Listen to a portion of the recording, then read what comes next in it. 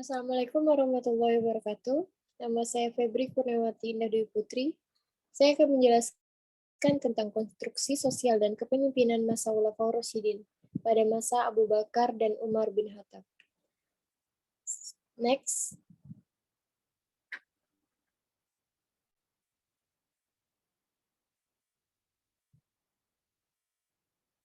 Sebelumnya saya akan menjelaskan tentang Khulafaur Rasyidin. Khulafaur Rasyidin atau Khalifah Ar-Rasyidin adalah 4 orang khalifah atau pemimpin pertama agama Islam yang dipercaya oleh umat Islam sebagai penerus kepemimpinan Nabi Muhammad setelah ia wafat. 4 orang tersebut adalah para sahabat dekat Muhammad yang tercatat paling dekat dan paling dikenal dalam membela ajaran yang dibawa di masa kerasulan Muhammad. Next. Selanjutnya saya akan menjelaskan tentang konstruksi sosial dan kepemimpinan masa Abu Bakar.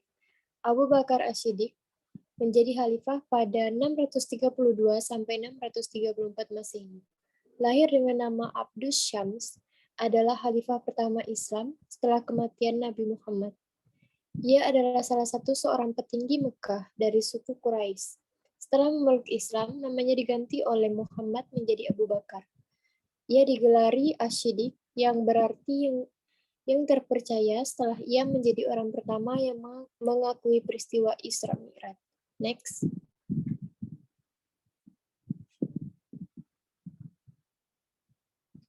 Abu Bakar menjadi khalifah hanya 2 tahun. Pada tahun 634 Masehi, ia meninggal dunia. Maka sesingkat itu habis untuk menyelesaikan persoalan dalam negeri, terutama tantangan yang disebabkan oleh suku-suku bangsa Arab yang tidak mau tunduk lagi kepada pemerintah Madinah sepeninggalan Rasulullah SAW. Mereka menganggap bahwa perjanjian yang dibuat oleh Nabi Muhammad dengan sendirinya batal setelah Nabi Muhammad wafat. Setelah itu mereka menantang Abu Bakar. Next.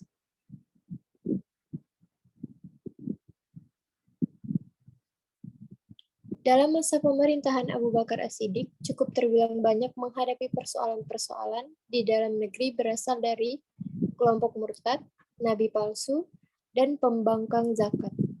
Berdasarkan hasil musyawarah dengan para sahabat yang lain, ia memutuskan untuk memerangi kelompok tersebut melalui apa yang disebut sebagai perang Riddah atau perang melawan murtadan. Setelah berhasil menyelesaikan urusan dalam negeri, Abu Bakar mulai melakukan ekspansi ke wilayah utara untuk menghadapi pasukan Romawi dan Persia yang selalu mengancam kedudukan umat Islam. Namun, ia meninggal dunia sebelum misi ini selesai dilakukan. Next.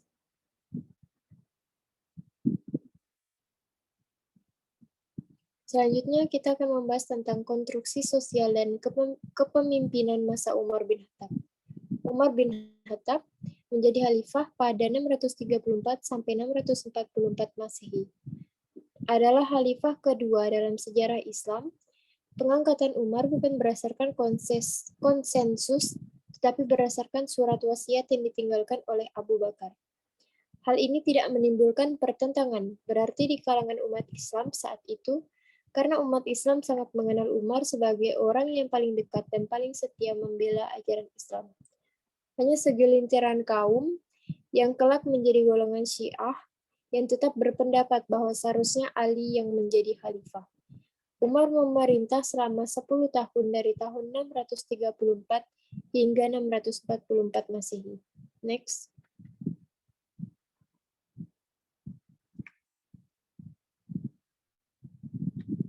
Di zaman Umar, gelombang ekspansi atau perluasan daerah kekuasaan pertama terjadi di ibu kota Syria,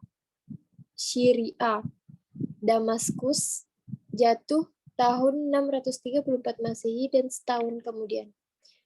Setelah tentara Bizantium kalah di pertempuran Yarmouk, setelah daerah Syria jatuh ke bawah kekuasaan Islam, dengan memakai Syiraz sebagai basis, ekspansi diteruskan ke Mesir di bawah pimpinan Amr ibnu Ash dan ke Irak di bawah pimpinan Sa'ad ibnu Abi Waqqas.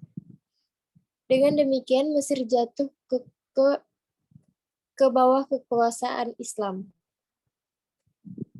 Next. Umar memerintah selama 10 tahun. Masa jabatannya berakhir dengan kematian. Dia dibunuh oleh seorang Zoroastrianis, budak fanatis dari Persia bernama Abu Lulu'ah. Untuk menentukan penggantinya, Umar tidak menempuh jalan yang dilakukan Abu Bakar. Dia menunjuk 6 orang sahabat dan meminta kepada mereka untuk memilih salah seorang di antaranya menjadi khalifah. 6 orang tersebut adalah Utsman, Ali, Tolhah, Zubair, Sa'ad, Abdurrahman Auf. Setelah Umar wafat, tim ini bermusyawarah dan berhasil menunjukkan Utsman sebagai khalifah melalui proses yang agak ketat dengan Ali ibnu Abi Thalib. Sekian presentasi saya. Kurang lebihnya terima kasih. Wassalamualaikum warahmatullahi wabarakatuh.